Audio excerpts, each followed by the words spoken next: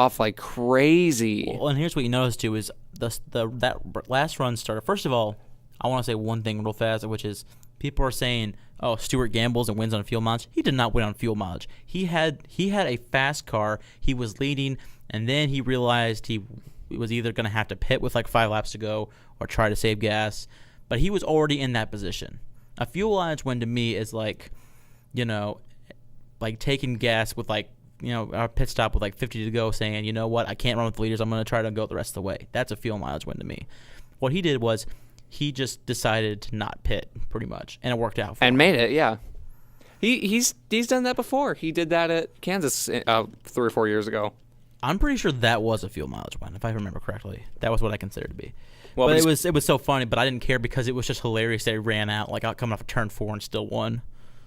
Yeah, I disagree with that, and I disagree with the people that say that it was a fuel mileage win, because I agree with you 100%. Mm-hmm. For example, like some of the finishers, some of the surprise finishers that you could, to add with our for somewhat ongoing theme of throwing it out. Like, I mean, come on, Rudiman in third. Yeah, and Rudiman ran. I want to 10th, 15th. Let me see. I got a chart right here on the lap progress.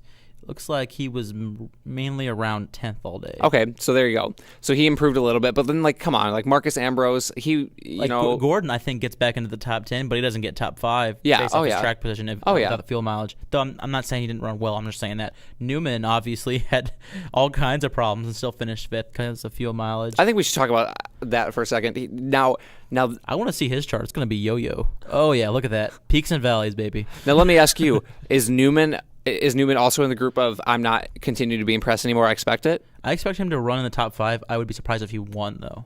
Like this year or right now? Right now. I mean, if he gets better, I could see him winning. But right now, he hasn't had that car that can win the race. If you understand what I mean. I just can't believe Ryan Newman. Jeff Burton right now. I mean, I expect him to make the chase.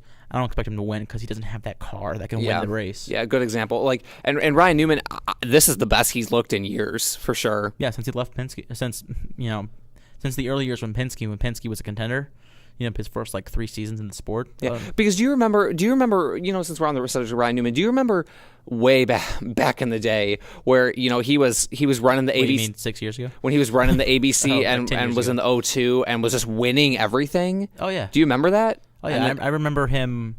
I remember him winning the pole at for the Coke 600 and like his second career start when he wasn't even full time. Yeah, and I remember him finishing like 5th at Michigan and then like 2nd at Kansas. And that was in 2001. He ran 5 races that season. Back in that 02. And he ran really well in the Busch Series from the races that he ran, but he didn't. He only won once. He won at Michigan. Because I actually remember him crashing out a lot and. Yeah, he was a little wild, and also he tended to have bad luck. He would have won Chicago that year if he didn't have like a flat tire in the Busch Series. He had a flat tire. Are we talking about 01? Yeah. The year Johnson won it. Yeah, that was like Johnson's only Busch win for like the next 6 years. This is the guy that won 3 straight Cup championships, couldn't win like any Busch races for the life of him. Go figure. Yeah, but just good for and when I predicted that Tony Stewart, this would be successful. Mm-hmm. I will be honest, I did not expect that from Ryan Newman. You remember me saying I don't think Ryan Newman's all that good, nor was he the best choice for Stewart's teammate. He's proven me wrong with that, so good for him. And I actually don't dislike him nearly as much as I used to. Yeah, well, it's because he's with Stewart now, who you suddenly like. Well, no. He's not one of my favorite drivers. I want to see him do well. Actually, so right now, did you hear the cheers after the race? Yeah. He's becoming very popular. People have got, he's morphed from, he has crossed that line where people quit hating him and start kind of becoming nostalgic when he does well, because he's become almost an old-timer compared to like all these guys. But I just think it's funny because you're talking about like when you predicted that and all that. There's a poll on Yahoo Sports page that says, do you think Stewart would have had success in his first year as an driver? People are lying. There's like 72% said yes. People are lying. Nobody thought it. You were the only one I know that I knew. Everybody else was like, psh. I was even psh. Well, and even you've seen him in several interviews this year. He said, I did not think it was going to be this soon. The best quote was him saying, I'm scared I'm scared that I'm dreaming. I'm going to wake up and find out we have to go to Daytona next week. And I'm thinking, man, if you're dreaming, I'm part of your dream. That's weird. One of the most impressive things. You're right. After the race was very, very emphatic cheering. I mean, it was pretty much. Yeah, I shushed you guys. I was like, listen to that. You hear that? And I don't think you guys knew what I was talking about at first. I'm just cheering, I'm cheering, really cheering. and you and your dad, who I always bring up on the show, talked, or you asked him after the race. You were like, "Do you think this is the biggest win of his?" Or somebody asked somebody if this was the biggest win of his career. Yeah, I said and your dad was actually, like, I said something along the lines of I'd have to think This this win means more to him than any of the other ones. except maybe Indy. Even then, it's kind of actually, the celebration he does, his celebration kind of reminded me of Indy's. The way he was just kind of like, I mean, like what made me think of it. My dad mentioned that Stewart did a burnout. Stewart never does burnouts. You know why? Because he was just so exuberant. Why was he so exuberant? Because it meant so much to him. You know, I think it. Not the biggest win because he'd have to win the Daytona 500. If he wins the Daytona 500 in his car finally, because that would be the biggest win of his career. But that won't be till next year. I mean, just good for him. I mean, it'll be interesting to see. You brought this up. I don't know if we brought it up on the show because I always forget what we bring up here and when we're talking. It'll be interesting to see if they in a couple of years go to 3 cars or someday 4. Yeah, I said it last week. I was like, why don't they just do 3 cars next year? I said to my dad too, and he was like, if it's the right driver. But I mean, what do you define the right driver? I think Truex could be the right driver. Why not? Yeah, he shot me down when I said that. Yeah, he shot you down. I disagree. I think Truex could fit, though. I think Truex is going to Waltrip, especially since I didn't realize that his younger brother drives for Michael Waltrip as a developmental driver. So that driver. makes you think, Yeah, they could be going looking at that in the future. I don't know. What's really interesting about Stewart is I could see not now, but 6-7 years from now, I could see that being like a super team or something. For them to be a truly super team, though, they're gonna have to start building their own cars. They're not building their own cars. You mean instead of feeding off of Hendrick? Yeah. Right now, I think Kyle put it best when he goes, "Hey, if I had known Stewart Haas were just the 5th and 6th Hendrick cars this year, I would have picked them to do well."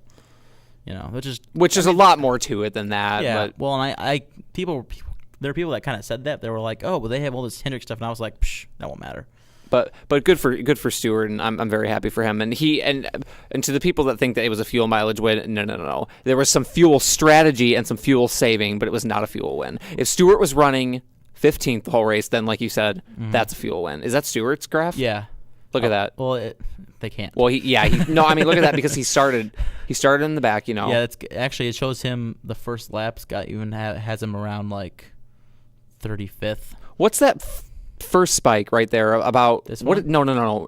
That one. What was that? I can't remember. Green flag pit stops when he led a lap. Oh.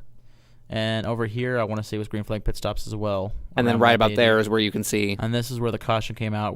Right here, where he gets into the top 5, around there, that's where the caution came out. All that, and then there was a drop right here, which must have been green flag pit stops again or something like that. And then right there, that's where he took the lead for good. Yep. A couple other things that were kind of noteworthy for the race. We actually sat in the other studio on Friday and picked our winners. The guy I picked lasted about half a straightaway. Well, he actually made 178 laps total. Hamlin. God, what rotten luck. Yeah, if you didn't watch the race, Hamlin. Did they ever say what the actual problem was? I'm gonna see if I can find out. I don't think they did. Know. I want to say. He had I think it was electrical problems. That could be. That would make sense. Why it suddenly died on him. Yeah, he had electrical problems. But that doesn't explain the smoke, though. No, the smoke was the water. Remember, they said there was water down there. Oh, that sure looked like smoke to me. But okay. But yeah, he had an electrical problem. Yeah, his car stopped like when he took the green flag and actually caused the first 2 cautions. Yeah, and then it came out, again, and it stalled out. And you thought he would be done then, and actually I was like, rules-wise, he should be done, but I didn't think they would stop him because he didn't wreck or anything. It was just they had to figure out why he wasn't running. Yeah. But I'm sure if that would have happened 1 or 2 more times, he would have been done. Hey, man, but Dexter Bean outran him. By the way, shout out to the Marbles from the Marbles on Yahoo Sports, the unofficial mascot, Dexter Bean. The giant question, who is Dexter Bean? And then your response, I don't know. He just showed up. Well, that was one of the responses. Yeah, he said somebody. He has no history. Yeah, there was a chat that I was following on Yahoo Sports yesterday, and somebody said, I don't know who this Dexter Bean guy is. I feel stupid. And one of the guys running it said, "Don't feel stupid. Nobody knows who it is. He wasn't here one day. Next day he was." Exactly. But the great thing about him is that we don't know who he is, so we can make up our own history. I prefer that. I like to think that the most interesting man in the world commercials are based off his life. That's what I Yeah. like to imagine. But anyway. Another going from the top